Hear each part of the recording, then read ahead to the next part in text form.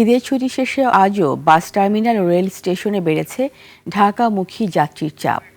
প্রতিদিন কমলাপুর রেল স্টেশনে যাতায়াত করছে ৬৮টি ট্রেন।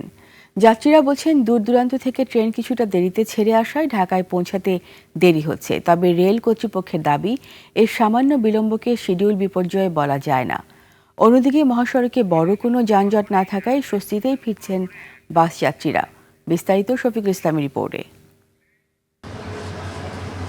কমলাপুর রেল স্টেশনের এই জনস্রোত ঢাকামুখী মানুষের। প্রিয়জনদের সাথে ঈদানন্দ ভাগাভাগি শেষে আবারও যান্ত্রিক নগরীতে ফিরছেন তারা। ঈদ যাত্রায় প্রতিদিন কমলাপুর রেল স্টেশনে আসা যাওয়া করছে ৬৮টি ট্রেন। যাত্রীরা বলছেন তীব্র গরম আর বিলম্বে ট্রেন ছাড়াই ঢাকায় ফিরতে কিছুটা ভোগান্তি পোহাতে হয়েছে তাদের। সাধারণত অন্য সময়ের তুলনায় লেট করছে। বিবারে থেকে আসছি, নরসিংদীর সিট দিছে। প্রচুর ভিড় ছিল।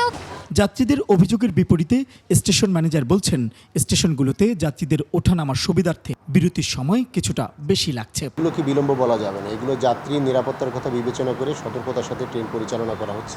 এদিকে রেলের পাশাপাশি রাজধানীর বাস টার্মিনালগুলোতেও বেড়েছে রাজধানীমুখী মানুষের ভিড়। মহাসড়কে বড় কোনো যানজট না থাকায় নির্বিঘ্নে গন্তব্যে ফিরতে পেরেছেন বাসের যাত্রীরা।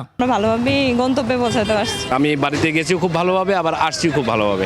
নারীর টানে বাড়ি ফেরা নগরবাসী আবারও এই যান্ত্রিক শহরে ফিরে আসায় প্রাণহীন ঢাকা ফিরতে শুরু করেছে তার চিরচেনা রূপে। শফিকুল ইসলাম, ২১ টেলিভিশন, ঢাকা।